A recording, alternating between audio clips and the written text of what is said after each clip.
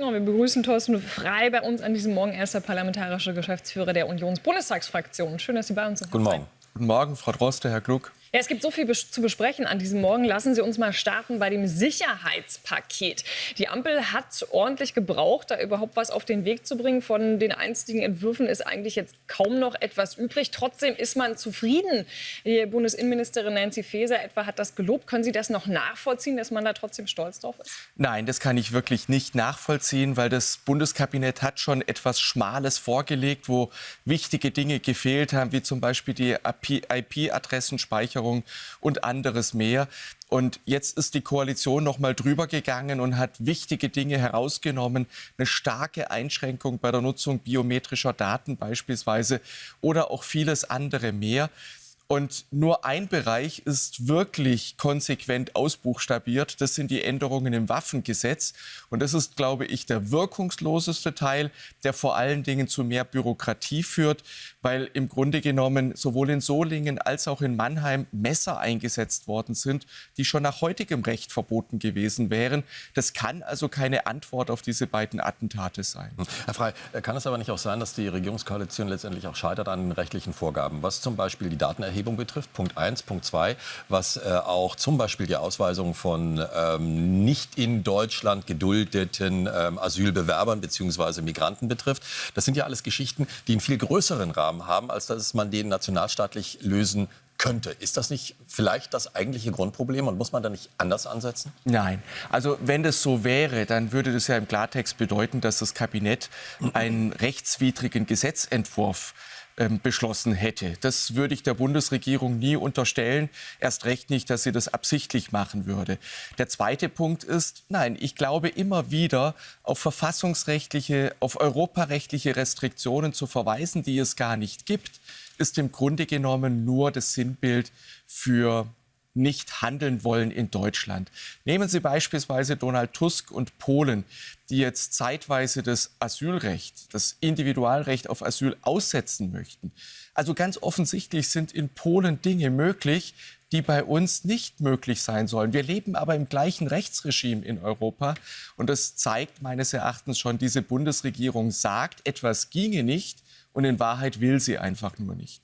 Das Regieren innerhalb der Ampel ist schwierig, sagt die Regierung ja auch schon über sich selber. Das Problem ist, es wird irgendwie auch nicht mehr einfacher. Wenn wir jetzt also in die Bundesländer gucken, in Thüringen und auch in Sachsen ist jetzt die CDU dabei, mit dem BSW über Koalition zu sprechen. Dann gibt es vom CDU-Chef Friedrich Merz, gab es da noch mal kritische Töne. Aber wie müssen wir das denn verstehen? Also dann würde ja eigentlich nur noch BSW, AfD bleiben. Den Schuh können Sie sich ja auch nicht anziehen. Also die Töne von Friedrich Merz sind jetzt nicht kritischer geworden, sondern die Leitplanken, die für uns unverhandelbar sind, die standen von Anfang an fest. Wir haben immer gesagt, dass man in Landeshauptstädten nicht über die Außen- und Sicherheitspolitik der Bundesrepublik Deutschland verhandeln kann und dass es Dinge gibt, wie beispielsweise die Westbindung, die transatlantische Partnerschaft, die Mitgliedschaft in NATO und EU, die stehen für uns nicht zur Disposition. Darüber brauchen wir überhaupt nicht sprechen. Eine Zusammenarbeit mit dem BSW ist unter Umständen dann möglich, wenn man landespolitische Themen in den Mittelpunkt rückt, wenn es um Sicherheit geht, wenn es um Schule geht, wenn es um Entbürokratisierung auf Landesebene geht, dann mag es so sein, dass man in diesem Bereich zu einer Zusammenarbeit kommen kann. Ich kann das nicht beurteilen, das können nur unsere Kollegen vor Ort tun. Aber die Leitplanken sind klar und die sind nicht nachgeschärft worden. Herr Frey, lassen Sie uns noch mal ein anderes Thema auch schauen, was vielleicht den einen oder anderen auch emotional insofern anfasst, als er sagt, ja, das hat auch mit meiner inneren Sicherheit zu tun, mit dem Gefühl, wie fühle ich mich wohl in diesem Land, in Deutschland. Am Wochenende wieder Demonstrationen für ein Kalifat. Warum kann man nicht im Vorfeld sagen, ihr könnt demonstrieren, aber nicht für so etwas, was letztendlich eindeutig der Unterdrückung einer Frau gleichkommt, mindestens. Warum lassen wir uns dieses Recht auf Freiheit so viel kosten, dass solche Menschen demonstrieren können für solch eine Staatsform? Ja, die Frage verstehe ich absolut und ich glaube, dass wir da nicht hart genug dagegen vorgehen. Natürlich gilt das Demonstrationsrecht nicht unbeschränkt, sondern selbstverständlich gibt es Möglichkeiten, das auch tatsächlich einzuschränken. Das ist eine Organisation in Hamburg gewesen, Muslim Interaktiv, die dringend vom Verfassungsschutz beobachtet werden muss und aus meiner Sicht auch alle Tatbestandsmerkmale für ein Verbot durch die Bundesinnenministerin erfüllt.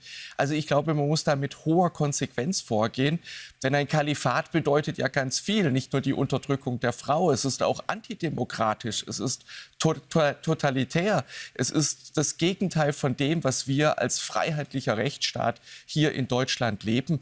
Und deswegen glaube ich, wehrhafte Demokratie heißt eben auch hier klare Kante zu zeigen und so etwas nicht zu akzeptieren.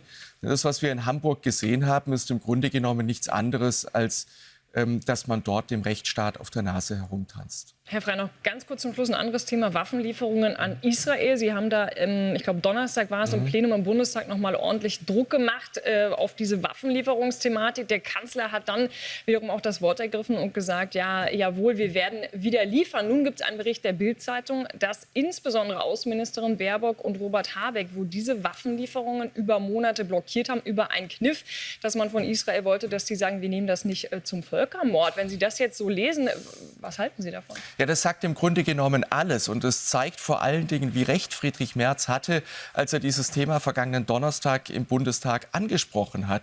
Es ist eben tatsächlich so, dass die Staatsräson an der Seite Israels zu stehen und Israel bei seinem Verteidigungskampf zu unterstützen, nicht für alle uneingeschränkt gilt. Und das hat der Bundeskanzler versucht, in Abrede zu stellen. Wir können das nicht 1:1 nachweisen, weil der Sicherheitsrat ja geheim tagt. Aber es spricht ganz viel dafür, dass die Bundesregierung eben nach außen so redet, als ob sie Israel uneingeschränkt unterstützt, aber tatsächlich diese Verteidigungsmöglichkeiten untergräbt. Und dass es erneut die beiden grünen Minister sind, Habeck und Baerbock, wundert mich ehrlich gesagt nicht. Das passt ins große Bild. Thorsten Frey, danke für das Gespräch. Dankeschön. Sehr gerne. Danke Ihnen.